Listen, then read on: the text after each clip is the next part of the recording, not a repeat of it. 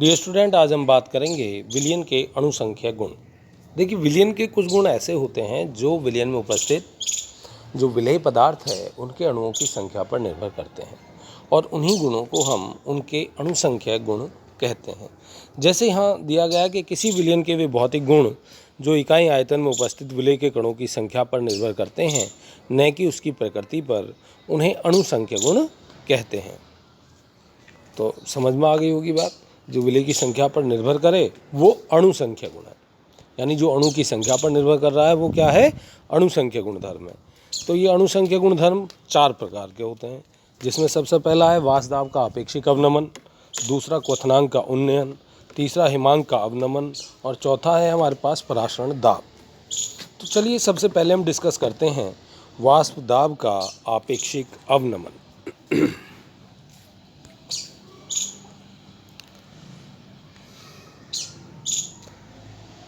तो यहाँ सबसे पहले हमारे पास जो हेडिंग है वो है वाष्पदाब में अवनमन। अवनमन माने होता है कमी, कि वाष्पदाब में कमी। देखिए, आपके पास यदि 2 तरह के विलयन है, इसको बाद में पढ़ेंगे, हम पहले थोड़ा समझ लेते हैं कि वाष्पदाब है क्या। ये आपके पास ये विलयन है और यहाँ आप इसको गर्म कर रहे हैं और यहाँ ये सरफेस आपने इसकी ढक दी, तो यहाँ से क्या होगा? वेपर्स बननी शुरू होंगी। वेपर्स कहाँ जाएंगी? ऊपर जाएंगी। और धीरे धीरे क्या होगा कि ये जो वेपर्स हैं ये संघनित होकर नीचे बैठनी शुरू हो जाएंगी धीरे धीरे, और एक कंडीशन ऐसी हो जाएगी कि इनकी वेपर्स में और जो वेपर्स ऊपर गई हैं और जो संघनित जो वाटर ड्रॉप्स हैं उनके बीच एक रासायनिक साम्य स्थापित हो जाएगा। रासायनिक साम्य समझ रहे हैं आप? चलिए, नहीं समझ रहे तो अब हम समझा देते हैं। रासायनिक साम्य वो चीज़ है कि यहाँ जैसे ही आप इसको गर्म करना प्रारंभ करेंगे, जब यहाँ से आप इसको गर्म करना शुरू करेंगे तो भाप ऊपर जा रही है, ये वाष्प है, ठीक है। धीरे धीरे वाष्प ठंडी होकर नीचे संघनित होती रहेंगी द्रव के रूप में। नीचे ये किसके रूप में संघनित होती रहेंगी? द्रव के रूप में। ये नीचे धीरे धीरे ये द्रव के रूप में नीचे बैठनी प्रारंभ हो जाएंगी। तो होगा क्या कुछ देर बाद कि इनके वाष्प बनने की दर और संघनित होने की दर, दोनों दरें बराबर हो जाएंगी। उस कंडीशन को कहते हैं हम साम्य, यानी जितनी दर से वाष्प बन रही है उतनी ही दर से वो पानी के रूप में संघनित होकर नीचे बैठने लगती हैं। तो ऐसी कंडीशन में द्रव की सतह पर जो दाब लग रहा है, जो वाष्प नीचे आ रही थी, वो निरंतर इस द्रव की सतह पर एक दाब लगा रही हैं, जिसे हम कह रहे हैं वाष्प दाब। बात समझ में आ रही है? यानी उस द्रव में, उस द्रव की सतह पर जो वाष्प दाब लगा रही हैं वो ही उसका वाष्प दाब है। अब हमारे पास 2 तरह के विलयन हैं। यदि हम यहाँ देखें, हम विलयन की बात करें तो ये हमारे पास विलयन है, इसमें कोई विलायक है ये। अब इस विलायक में ही कोई अवाष्पशील विलेय मिल गया। जैसे चीनी है, वो भाप में नहीं बनती है, जब आप उसे उबालेंगे तो पानी उड़ जाएगा, चीनी रह जाएगी। अब ये जो भाप, अब ये चीनी के कण कहाँ रह गए? ऊपर रह गए, ठीक है। अब ये जो चीनी के कण हैं ये रह गए ऊपर। अब होगा क्या?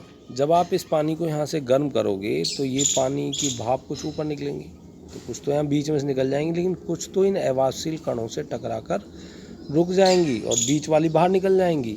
यानी यदि आप केवल सामान्य अवस्था में विलायक को देखें और इसे गर्म करेंगे तो इस सारी सतह से वाष्प ऊपर जा सकती हैं, सारी सतह से, यहाँ कोई रुकावट नहीं है।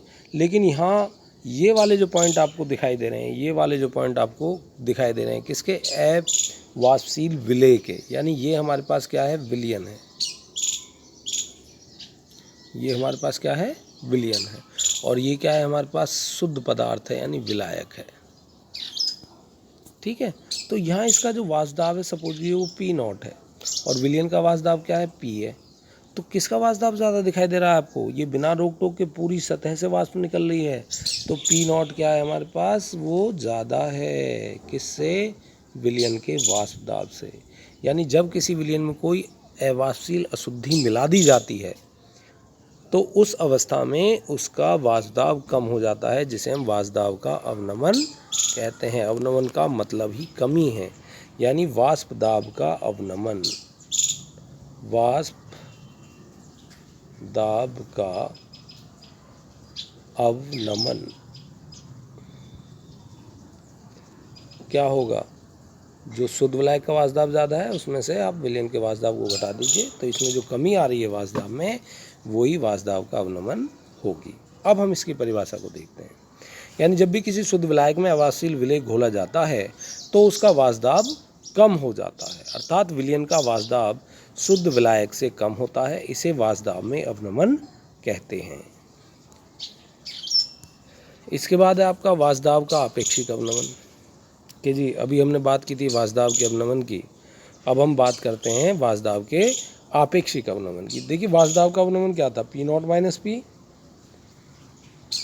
यदि इस वाष्प दाब के अवनमन को शुद्ध विलायक के वाष्प दाब से भाग कर दें तो ये जो अनुपात आएगा यही क्या कहलाएगा? वाष्प दाब का आपेक्षिक अवनमन कहलाएगा।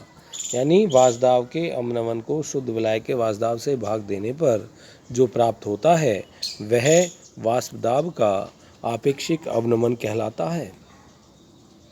अवाष्पीय विलेय द्वारा शुद्ध विलायक के वाष्प दाब में अवनमन तथा शुद्ध विलायक के वाष्प दाब के अनुपात को वाष्प दाब का आपेक्षिक अवनमन कहते हैं।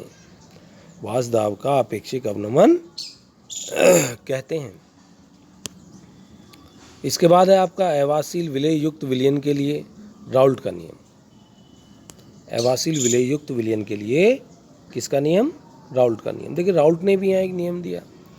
राउल्ट ने कहा कि अवाष्पशील विलेय युक्त विलयन के लिए राउल्ट का नियम, जिसके अनुसार जब किसी शुद्ध विलयन में अवाष्पशील विलेय घोला जाता है तो वाष्प दाब का आपेक्षिक अवनमन, ये इस चीज़ को नोट कर लें आप, वाष्प दाब का आपेक्षिक अवनमन विलेय के मूल अंश के बराबर होता है। वाष्प दाब का आपेक्षिक अवनमन क्या था? वाष्प दाब का आपेक्षिक अवनमन, वाष्प दाब का आपेक्षिक अवनमन था कि वाष्प दाब में जो कमी आई है और ये शुद्ध विलायक के वाष्प दाब का जो अनुपात था वाष्प दाब का आपेक्षिक अवनमन था, ये विलेय के मूल प्रभाज के बराबर होता है। किसका मूल प्रभाज? विलेय का। ये किसका नियम हो गया? राउल्ट का। चलिए अब इसकी पूरी विवेचना हम पढ़ लेते हैं कि माना कोई शुद्ध विलायक और विलयन का वाष्प दाब, शुद्ध विलायक का क्या होगा? P1 नॉट और विलयन का होगा P1। अतः वाष्प दाब का आपेक्षिक अवनमन क्या आएगा? P1 not minus P1 upon P1 not. ये हम पहले निकाल चुके हैं, वाष्प दाब के आपेक्षिक अवनमन को पहले ही निकाल लिया हमने कि P1 not minus P1 upon P1 not. माना कि किसी विलयन में विलायक व विलेय के मोलों की संख्या N1 और N2 है। कोई विलयन है आपके पास, किसी भी विलयन में विलायक और विलेय के मोलों की संख्या कितनी है? N1 और N2। किस किस के मोल हैं ये? विलायक है और विलेय है।